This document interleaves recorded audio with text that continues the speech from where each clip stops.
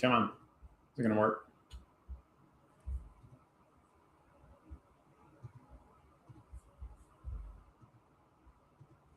There we go. We're working.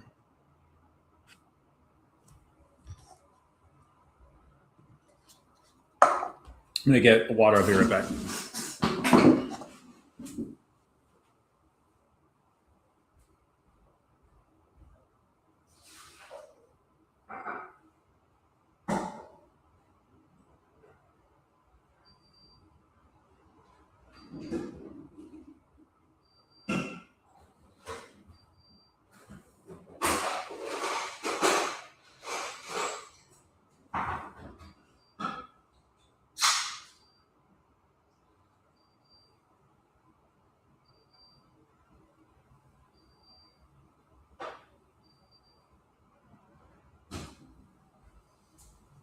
All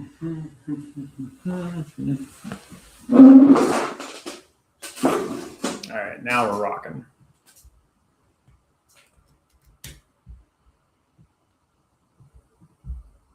Let's double check some stuff.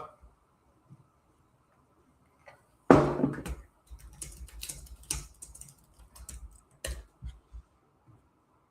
right, what's up, Alvin? How you doing?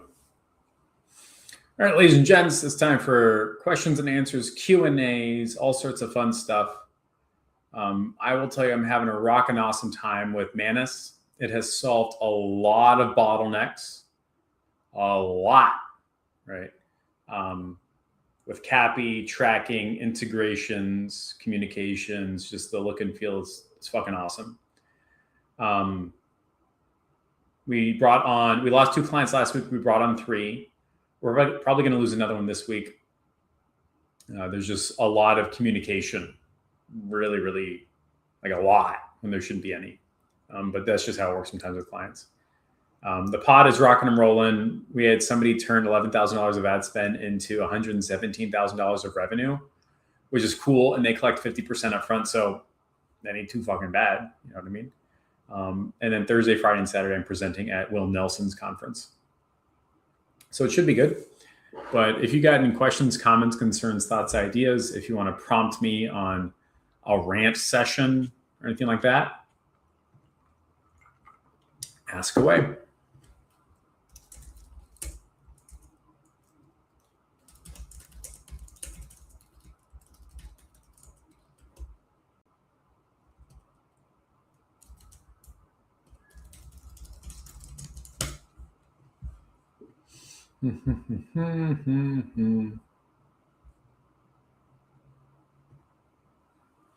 Alan says, what are your thoughts on a $39 chiropractor offer, which brings in 30 leads a day versus cash patients paying $10K? So I have a physical therapist client, and he does coaching for physical therapists. And his entire narrative and messaging and communication is to drop insurance-based packaging and planning and market exclusively towards super high-end cash-paying patients and make them pay, I think it's up to $200 for each visit. And the reason why he pushes his clients to get $200 a visit is because that removes 50 to 70% of the false positives. And so by false positive, I mean, we'll have 10 people on the books for a $40 offer. Out of the 10, 5 show up. Out of the 5 that do show up, 2 or 3 are somewhat qualified. And then you, the client, are very gritty and grindy on whether or not they could have turned one of those 3 into a 3K, 5K, 10K care package. More so, the relationship you end up having with this client is out of the 10 slots that were available, 1 was good enough to be sold or upgraded. And that narrative fucking hurts, really, really quickly. So it's much better to have a narrative where you're saying, look, you should charge $200 and 1 or 2 people a day are going to come in that are brand new. They have no idea anything about you, but they're going to be interested in paying $200. Here's a sales script. Here's how you do your sales pitch. get to it. And now all of a sudden you're not talking 1 out of 10, but instead 1 out of 2 or 1 out of 3, which that just feels better. And the quality of the conversation that you and the client have about you and the end customer is much higher and better. The mistake most people make is believing that a $39 Cairo offer is workable, because it's not. A $39 Cairo offer is effectively what? A $5 or a $10 offer if we're talking 2003 prices, right? So back when we were in college, $5 at a chiropractor, you're like, well, that appeals only to college kids, right?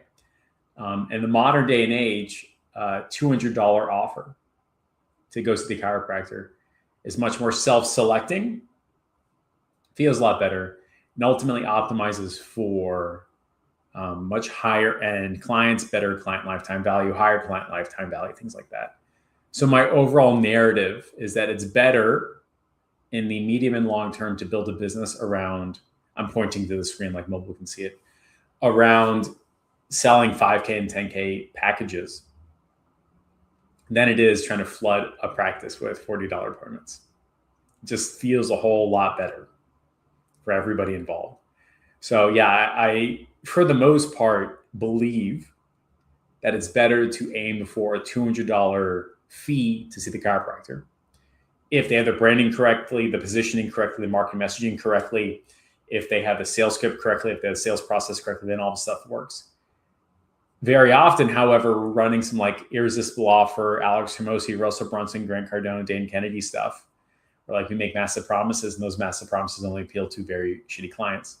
So it's likely a scenario where if you're one bucket, the other bucket doesn't even exist and you can't even think about it. So that's a really long-winded answer. But effectively what happens is if you accidentally find yourself in the $39 chiropractor bucket, you're just losing, just absolutely effing losing. So yeah, that's ultimately the challenge. So I am very much in the 10K bucket. Hold on. Let me fix that. Can you use this logo? Hold on, let me fix my mana stuff. So yeah, that's my thoughts on that stuff.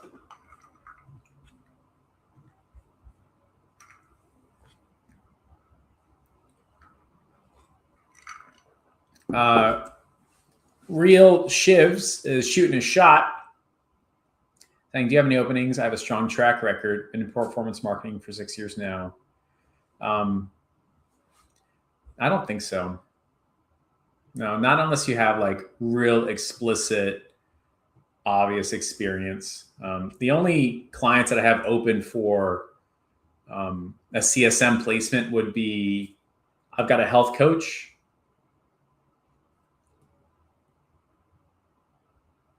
It would probably be a health coach. But I don't know if they're even open to it. So I think I'm gonna have to pass, but yeah, I do not have any openings right now. Simon says, how do you stand out in a hyper-saturated market like selling e-commerce email marketing? Yeah, dude, e-commerce email marketing is gonna be fucking rough. Here, let me copy and paste this. So this is what Simon says. No, here we go. So Simon says, how do you stand out in a hyper-saturated market like selling e-commerce email marketing? So the current situation is that email marketing, text message marketing, anything that has to do with the generation of the written word, the competition is now credits or tokens, right?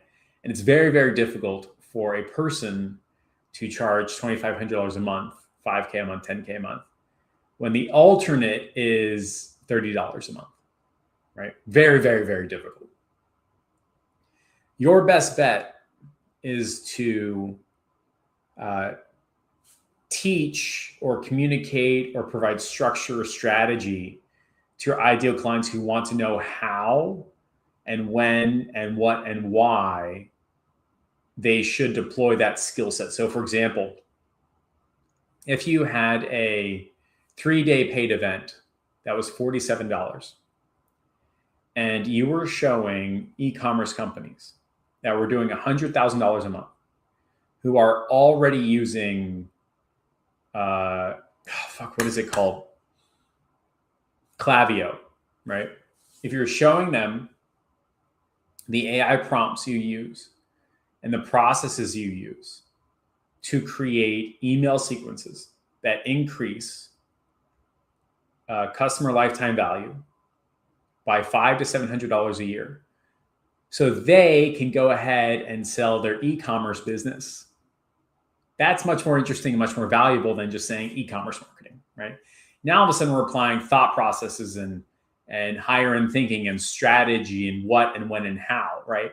And the cost of attendance and the cost of attention is $47, but what you are receiving in return is a much higher value conversation, right? So there's 2 things or maybe 3 things that are running around my head. The first is that e-commerce email marketing, it's a very wide mark. And when you shoot wide, you will get very few dollars and you not go very deep. But if you shoot very narrow and you say my ideal client is, again, an e-commerce company doing $1 million a month that runs 80 flows on Klaviyo and wants to deploy an AI agent that can increase their open rates, their click-throughs, and their blanks, and do it in the background automatically. And the reporting to the organization is 1 report every 3 weeks. And it's a 30, 45-minute meeting. That's very, very valuable, very, very quickly. And then the conversation is how do you get attention to it, right? So you could have a paid event where you show them how to do it. And at the end, you can say, if you want my admin to administer this process for you, cool, right? How do you get attention on it? Volume number 2 is doing a lot of YouTube walkthroughs. And you can let your audience self-select into 3 tiers. One of them is I want to buy the recording of how it works. 2 is I want to buy the AI agent itself. And 3 is I want to buy your time so that you manage it, right? That's the easiest way of standing out in the hyper-saturated market space like e-commerce email marketing, which is, again, get incredibly wildly specific. Instead of just saying you do email marketing, you need to say, I help a specific kind of person, and that target client is going, damn, I have a whole lot of upside in exchange for $1,000, $2,000, $3,000 a month. So that is effectively what you need to be doing very, very quickly. So that's ultimately how you would stand out. Let's see what else. Paul continues on and says e-commerce marketing was a big deal. Now it's dying. Yeah, I agree. Let's look at, oh, this one is going to be interesting. All right, let me show you this one. This is a comment by Paul. And you know, Paul, I think somebody that I spoke with a month ago had a very similar offer. Hold on.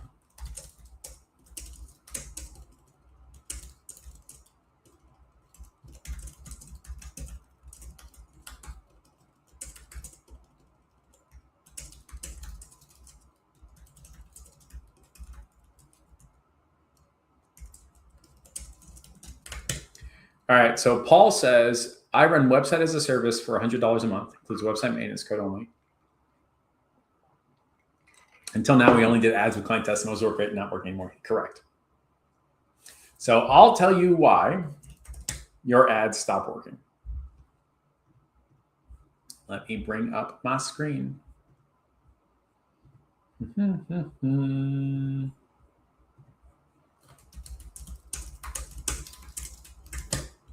All right, ladies and gents, let's have a good time. Let's go here, share screen. Boop, boop, be-doop, boop.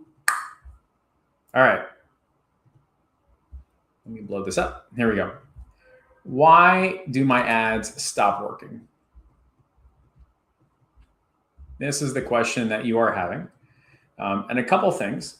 The first is the symptom, or how do I know if my ads are actually working? So this right here is the symptom. or the experience symptom. Is that right? Yeah, okay. So this is what you're going to be experiencing when your ads stop working. It's going to be cost per lead shoots up. Number of leads is down. Quality is up or down. Budget goes further, or budget goes nowhere, goes less far. And you'll get the following thing, and this is probably the killer of them all. How are you different? This is what you will be experiencing when your ads begin to stop working. Again, your cost per lead goes up, your number of leads go down, your quality is sideways, your budget goes as far, and how are you different? What is actually happening is that every single person in the world, with their market, with their offer, with their whatever, has, just call it a universe of advertisements, a universe of audiences, a universe of reach, something like that.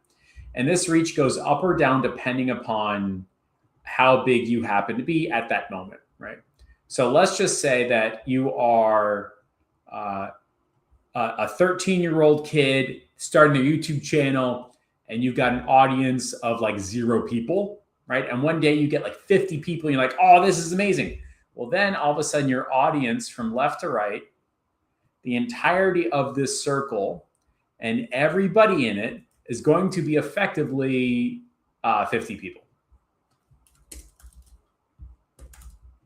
And then you and your 13-year-old YouTube channel, Roblox stuff, you're like, holy shit, I got 50 subscribers. This is amazing. I'm going to be rich. I'm going to keep doing this until I hit 1,000 subscribers or 1,000 people in my universe. And then, I'm going to make an offer and we're going to be good. And then, like we're going to add more people later on, but it's fine. I'm going to put an offer right now, but you got 1,000 people and all of these people like really, really like your stuff. And you run an offer and this is your offer.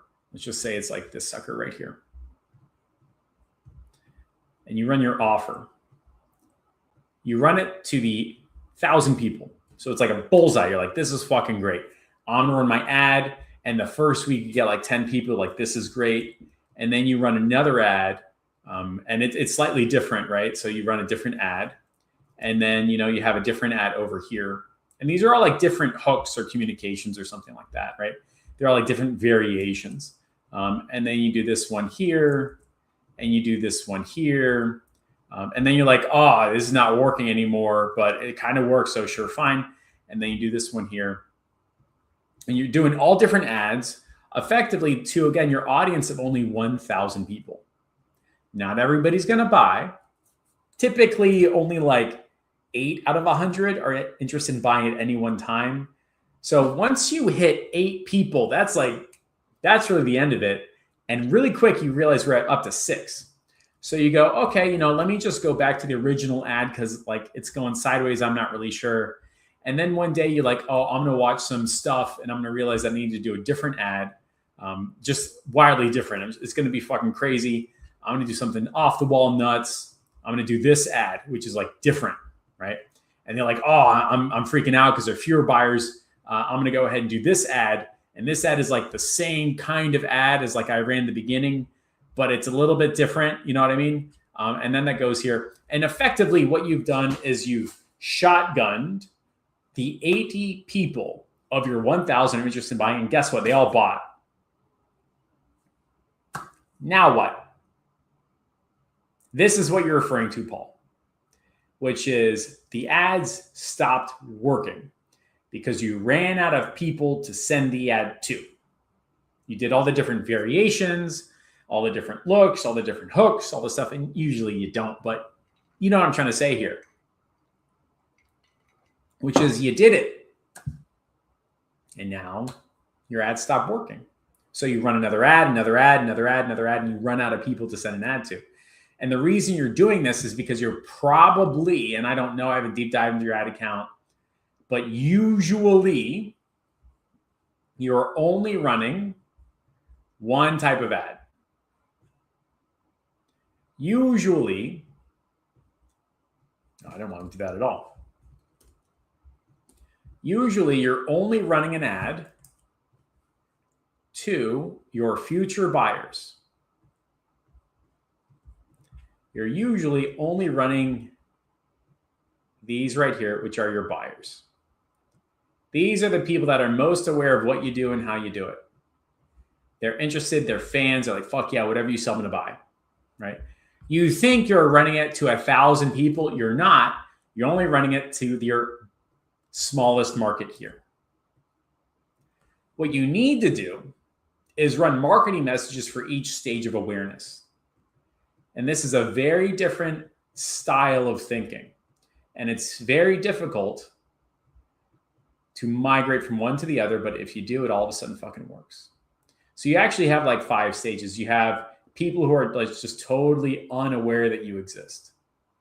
And that's why you'll see people that are like brand new or like, I got nothing to lose. I'll run the wildest, craziest shit. Because they're just unaware. And like, oh, I got all these people that are interested. This is amazing. I got all these views and this traction. That's unaware traffic, right? And then you got people who are, let's just say, problem aware. Let's do this. Then you got people who are solution aware. And then you got people that are product aware. And then you got people who are most aware. Most times, Paul, you accidentally only talk to these people. You're only saying, buy my website, buy my website, buy my website. I've got $100 a month software as a service. It's fucking great. You're going to love it. Buy, buy, buy. And guess what? You used up all the buyers. Now what? What you need to do is have this constant communication to people who are completely unaware that they need a website. Who now that know that they need a website. The problem creating websites is that it takes so much time. You don't know what to put. Changes are impossible.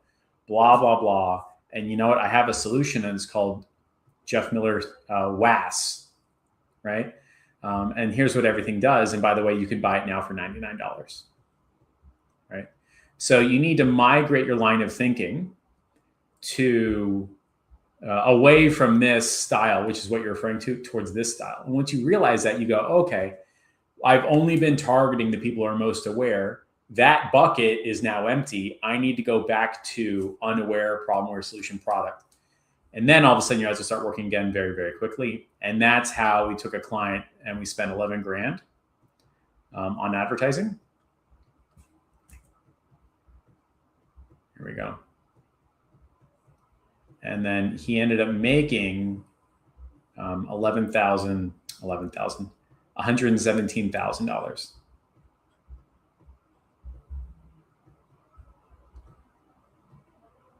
That's how. It's a totally different line of thinking, right? There are challenges, right? To this line of thinking. There's frustrations, there's difficulty. 6 months ago, doing something like this would have taken 6 months ago, 6 years ago, doing something like this, like properly creating this whole setup was probably 6 months and 60 grand. The client interviews, the long form, the communication, the creatives. Now it's like 15, 20 minutes, maybe an hour if we're slow, right? And this is the bedrock of my offer, by the way. Migrating people off of this, whatever line of thinking, the big circle with the stupid dots, into this triangle of multiple stages of content and doing it on a weekly stage. So that is effectively why it's happening. It doesn't give you a great answer as a solution, but this is why it's happening. And the advice here is you have to create content for each of these stages. And then all of a sudden ads will pick up again. And the change is like very, very quick. So there you go. Right. Elizabeth has a question. Elizabeth says, is this Elizabeth from the program? How can I tell? I can't. Okay. Elizabeth says, how do I educate myself on all the backend stuff Meta works? It feels so confusing. I love to educate. Not sure how to do that. The question that you mean to ask is, how do I make sure that I'm properly tracking, communicating to Facebook and Instagram and Meta, what my clients look like, sound like, and what's qualified? And the answer is obviously something called CAPI. And effectively, the way it works is you have your ads manager and you have your landing page, and they got to talk, right? And 3 years ago, the way they talked was with something called Pixel, and now they talk with something called CAPI. And that means you got to do more work, right? Again, you got to do more work. So inside of your landing page, you have qualification, and you can say, hey, landing page, if somebody passes my qualification, take their name, number, email, demographics, psychographics, where they came from, how they came from, their age, gender, address, all the information. Send that back to Facebook. It's called capping, right? Conversion API. It sounds complicated, right? But if you're using something called Manus, which is Facebook's AI, shit works tight, like really, really quick, and there's not a lot of confusion around it. So yeah, if you just go on like a 3 or 4 hour journey on Cappy, you will find the answers and figure out the questions that you didn't know to be asking. Yeah. Let's see what else. Paul says, I understand it's similar to tofu, mofu, bofu. Yes, however, it's important to migrate off that line of thinking. You need to create marketing messages for each of these, and top of funnel is not descriptive enough. Middle funnel is not descriptive enough. Bottom of funnel is not descriptive enough. And Facebook has a very strong preference for the awareness stage marketing style. They made an announcement about it. It's in their documents. You know what I mean? And you need to create marketing messages for each of these, and then you're going to get where you want to go. All right, let's go to Facebook. Tony nailed it, right? You ran out of people to send the ad to. That is correct, Tony. Well done. Yeah. Justice says, I open up Instagram. It's one of Jeff Reels. Facebook as Jeff's Live. Algorithm. Fuck yeah. And John, what's going on? How you doing, my man? Tony asked a very good question that says, how will the publication business survive, like community newspaper stuff? I'm just curious about your thoughts. Great question, right? So let's talk about the written word.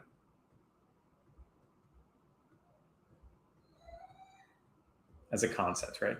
There used to be a lot of value on this sucker in terms of what was said, how it was said, more importantly, who said it, right? And you can see that effectively in the finance industry. And there used to be companies that would get together and say, hey, I have a very good financial analyst, and he's very good at looking at stocks, right? And he writes these reports. I'm going to sell you this report for like $200,000 a year, and you can do whatever you want with it. You can buy the stock, sell the stock. It's all fucking great, right? And you see that a lot also as well with consulting. And this was McKinsey. And then say, look, take my team, pay them $250,000 a week. We'll send them to your site. We'll take all your data, turn it into something useful, and they will communicate your ideas to your staff, and you'll make a boatload of money or something like that. And then you also saw this with media. So this was back when, the Washington Post would do like an expose on a Republican president paying a bunch of criminals to go raid a political party's offices during a presidential election year. And then they like broke the news and like it took down a presidency, that kind of stuff, right? These three industries, as an example, are dependent upon the words, and more importantly, the who says it, the why they're saying it, the way that they're saying it, the how, all those types of stuff, the who, what, when, where, how, right? Again, these three industries, finance, consulting, and media. What I have discovered is that media is translating into proximity.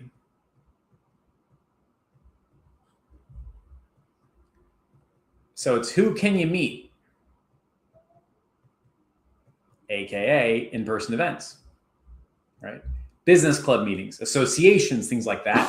And media is simply the way that the association, the business club, the blank builds interest, right? So media's job is no longer just media. Media's job is to be the front end for a proximity offer, right? Consulting is now fucked, right? However, the consulting companies that are doing and having a lot of success are using their consulting as a front end for the implementation. So now a consulting company will say, look, you're going to deploy our AI agent. That AI agent will analyze, understand, make recommendations. And when you're ready to kick some butt and take some names, you call us. We'll implement it in 90 days, 6 months, 2 years, that kind of thing. Right? And then finance is turning into single player Substacks.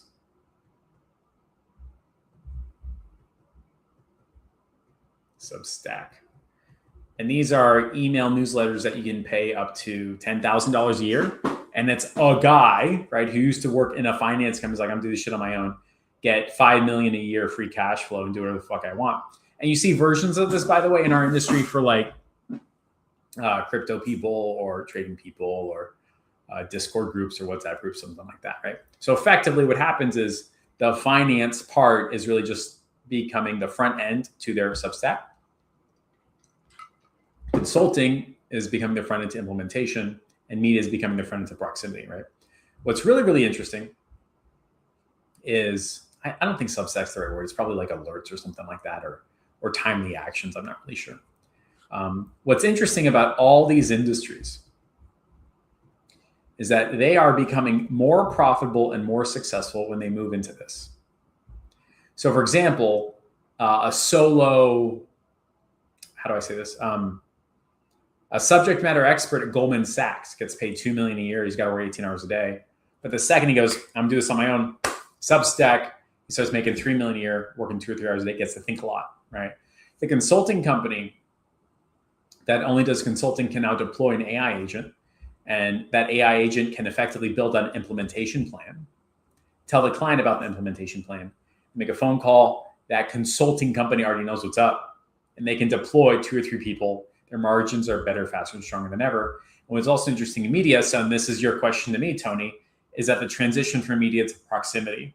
So I'm seeing more people in my parents' company, community newspapers, have more fun with proximity, with events, with podcasts, and then the paid newspaper, right, is just the front end as such, right? So we'll have deals come through, and I can't say the dollars or who it's with, but the question is like, so how did you hear about the deal? Like, oh, we heard about it through your media branch. And I go, there we go, right?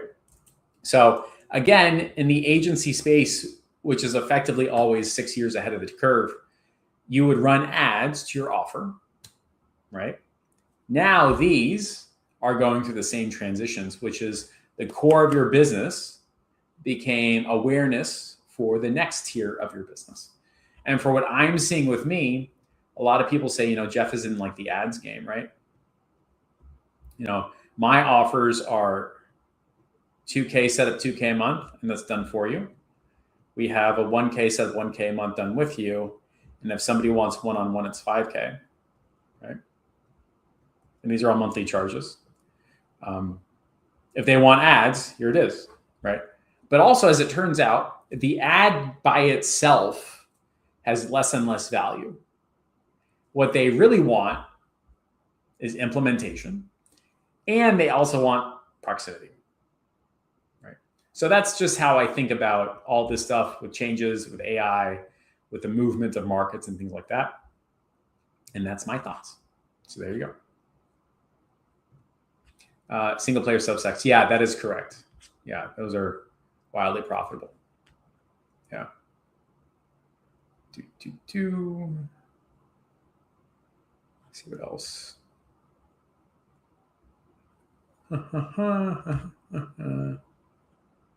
Okay, there you go. Yeah. Oh, here we go. Sorry, I missed this one. There's a bunch here. Sorry, dude. Tony says, hey, Jeff, what's a high-level overview for client acquisition that's working right now, given your experience? Yes. So here's how buyers are buying. And when I say buyers, I mean good buyers. I don't mean like bottom-tier clients that are easily swayed with irresistible offers and a slick salesperson. I mean good buyers, right? The people that are like, I have real budgets, real conversations, real businesses, that kind of stuff, right? The way buyers are buying in 2026 and probably for the next 4 or 5 years is ultimately the following. They will see your ad but your ad is not really your ad anymore. Your ad is your marketing message, what you're trying to say. So if I'm trying to say, look, the biggest thing since sliced bread is Manus, and using Manus to craft avatars that are specific, measurable, useful, and spinning that up on a weekly basis. I have a lot of different ways of saying that. I could say with a testimonial. I could say that with a screenshot. I could say that with a text thing. But the basic structure is that my marketing message, and then my ad is like different ways of saying that, right? So again, if we're going back to the dating scene or the gym scene, something like that, like if I like blondes, right? I have lots of ways of saying that. If I want to do bench press at the gym, there's a lot of way of saying that, but effectively it's still bench press, right? So you have your ad, but really it's your marketing messaging, right? So I will communicate my marketing messaging by either putting time into organic or long form like this, or with an advertisement and putting money behind it, something like that. But effectively a good buyer is saying, all right, what's your marketing message? And is that appealing to me? For the vast majority of people, there are tiers of clients. And most people will accidentally target the worst tier because they use KPIs as a measurement. And if they don't hit KPI, they freak the fuck out, right? They're like, oh my God, we didn't get enough leads today. I need to do more outbound or something like that, right? But there are tiers, right? So you got tier 0, which is like the solopreneur, really responsive to scarcity, urgency. They got nothing to lose. They got nothing to gain. They got no skill set. They're 1 month away. You know, you'll see Russell Brunson talking about like back maybe like one funnel away, that kind of stuff, right? Those are tier 0 people. Tier 1 people is like, look, I got a business. I just need a little bit more. Shit's working. I just need to like figure it out and get organized. Then the next tier is like, I need a team, dashboard, and organization, and understanding my numbers. And then, you know, the highest tier is like, I'm building this shit to sell it. I want to talk valuation. If my business initiatives lead to better valuations, that kind of stuff. Most people accidentally market message at the bottom when you should be marketing messaging right here. This is where it makes sense to have a client. So I'm saying very clearly and very explicitly, having tier 0 clients, you should not have them. Tier 1 clients, you should not have them. The only time you should have a client is when they start in tier 2, that kind of stuff. Tier 0 and tier 1, horrible, right? So if we're talking good clients, tier 3 and tier 2, they're going to see your marketing message. The first thing they're going to do is say, who the hell are you? And they're going to look you up. And they're going to Google you. And they're going to go to the 2 largest social media platforms, Instagram or YouTube. There's no argument for LinkedIn or Twitter, but they tend to be minority players. So they're going to go on YouTube. And they got to see stuff. They're going to go on Instagram. They got to see stuff. Your Instagram, by the way, is your landing page.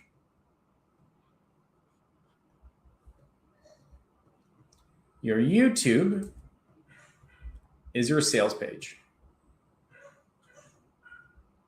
So your buyers will see your stuff and then creep on you and go, is this guy legitimate or not? And then they go to your longer form stuff and get indoctrinated. This is the cycle. Have a great marketing message, target better clients, make sure IG lines up with that, make sure YouTube lines up with it. You're rocking and rolling, right? If you do that, you will be wildly successful, right? The next conversation is, what are you going to sell, right? Like an argument for affiliate, like passive, like GHL subscriptions or something like that. People will still do this. In fact, there's a guy who wants to hire me. He spends $100K a month on Google ads. And I'm pretty sure that's his recurring on GHL, right? Something like that. The biggest problem is that 99% of the people never go past the free trial, ever. And I know for a fact what's happening. I know people are actively looking for stuff. They are tier 0 clients. They go to his IG, there's nothing there. They go to a landing page on YouTube, there's nothing there. And when they fall off, they resubscribe to somebody else. So what that guy is doing is he's paying for awareness of said tool. And then those people go look it up and find someone else who has better information here. That's what's happening. But, you know, it's up to him to pay me money to fix this for him. But, you know, what are you going to do, right? If you have a done for you service, this applies as well, because this is effectively how you get buyers. not just how you build, affiliate or something like that. So that's ultimately how you think about it. Joel says, when doing marketing for services like attorneys, chiropractors, are you doing a survey first or opt-in and then qualify? Right now I'm doing a survey, and then they do an application. Hold on. Survey and application are the same. Hold on.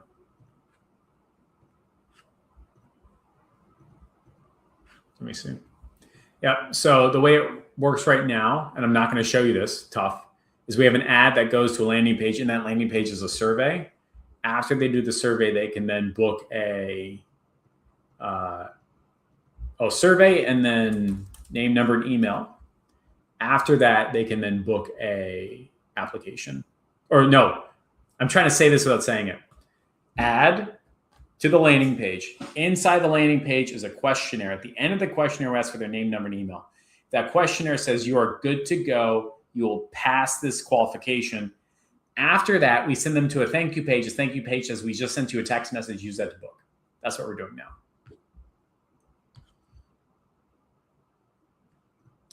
You're welcome, Tony. Always happy to help you. Alvin says, I'm doing a lot of B2B display outside of Facebook, Google Ads, targeting C-suites, company revenue. Advertorials are the fucking jam, dude. They're fucking amazing. You need to do them immediately. It is an awesome game. Buyers will be reading buyers will read your stuff, either with the blog or your email or whatever it is, your post, something like that.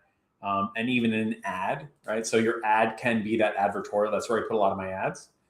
We're migrating forward into the landing page to create advertorials for our clients, that kind of stuff.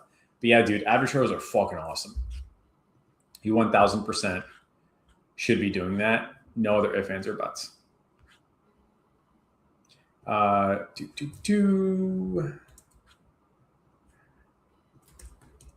Paul says, when you say Substack, do you mean paid newsletter? Yeah, Substack is really nailing the paid newsletter wording. They have removed the term paid newsletter, and now it's a Substack. But that is correct. They are kind of interchangeable in the modern day and age. We got this one right here. Subhan says, what are your thoughts about views on podcast long ads? I have not uploaded an hour-long podcast as an ad, but I have used podcast clips as ways to generate awareness and interest in the paid services. And that works really, really well, not necessarily for converting, because you're not converting with that. What you're doing is you are optimizing for these kind of stages, right? Unaware, maybe problem, solution, that kind of stuff. So yes, most people use them incorrectly, but directionally, yes, we're doing that. Yeah. Subhan says, I did not see your question, Subhan. Let's see if I can scroll up.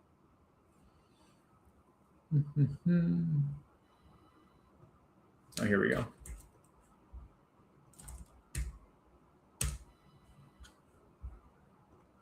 Subhan says, Jeff, I need your guidance. My only creative performing is problem where is it normal? Others are not giving leads. That is correct. They will not give you leads. They are feeding the stage that is working. So I'll give you an example. Richard Branson is the CEO of Virgin Enterprises. It's like Virgin Mobile, Virgin Flights, Virgin whatever the fuck. And he will do the wildest marketing stunts. Like back in the day when they were selling cell phones, he would get on the tallest building and he'd have a superhero cell phone crotch type thing and just run around town being all sorts of fucking wild. Zero ROI. None. Right? Elon Musk, when he bought Twitter, zero ROI. None. And now he tweets all fucking day long like a goddamn idiot, maxing out his autism so that his other things can do better. That's how that shit works, right? Logan Paul shot 1 million fucking YouTube videos with zero ROI because they were nailing the different stages. Every single one of those examples and every single one of those stages fed the stage that was working. As such as this, right? So the other stages will not generate you an ROI. Instead, they will feed the one that is generating an ROI so that there's always an ad and a person to go to. Otherwise, you're just like this idiot child trying to put squares into circles. You know that game? Like trying to match it up and you're like, the square doesn't go in the circle. Fuck, that's what you're going to fucking do. You need to have something like this. So yes, your only creative that is generating and performing will be problem aware. It is being fed by other stuff. This is a problem with crypto a lot. Let me put crypto. I will run crypto offers. And the first thing they'll say is like, crypto's down across the board, is not working. And I go, oh, why? And they're like, well, it's a down market. That's what happens when it's a down market. And I go, okay, but half the time there's a down market. Well, there's a lot of down. So nobody wants to invest in crypto. I go, you're right.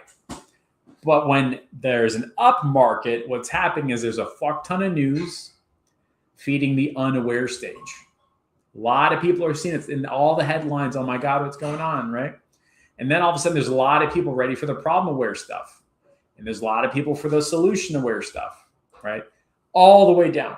So crypto, as a coaching offer, as a done-for-you service, et cetera, is being fed by something else, such as headlines in the ads, in the news game, right? Whatever is trending on Twitter or trending on Facebook or trending on Google News. And if you run a crypto offer, you need to create the assets for the unaware stage of problem aware solution and product the most. And all of a sudden your stuff will work.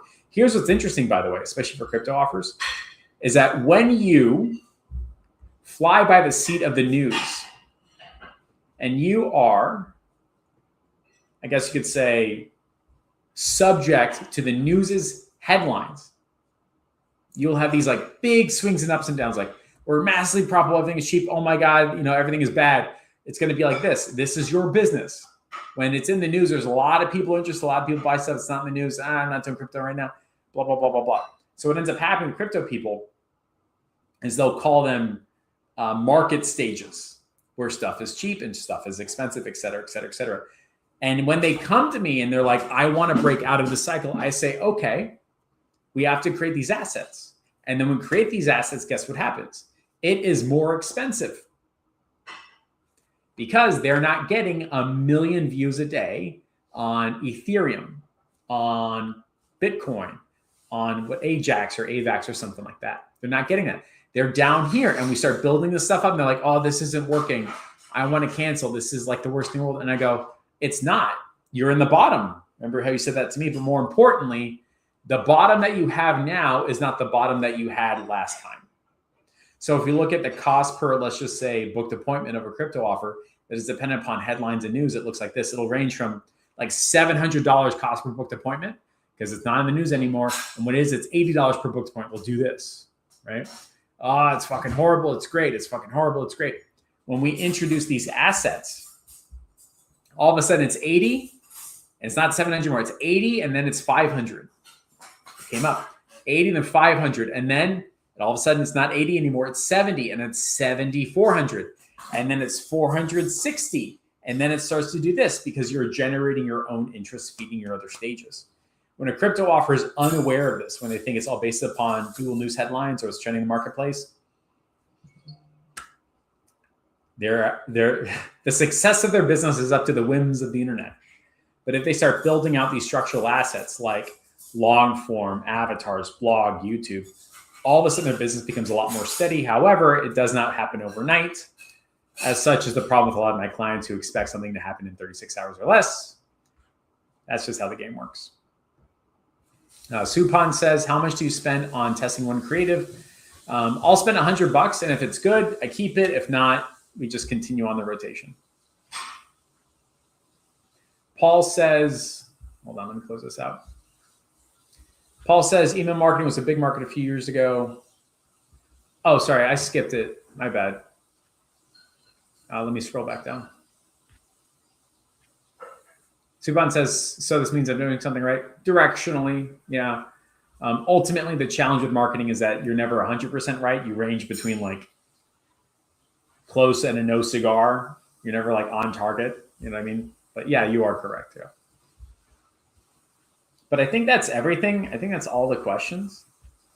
Let me just double check.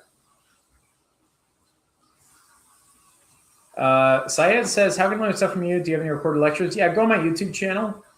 And when you're ready to sign up for the pod, you can message us. And we have a paid program. And it's a good time as well. That's it, ladies and gents. I did see this, right? This was my rant in the beginning when we talked about the challenges of $39 chiropractor offers. But yeah, I went over it in the beginning. As soon as I end the stream, it'll re-record, re-upload, and you can just scroll to the first like 5-10 minutes. But that said, I got to boogie out, everybody. Peace out.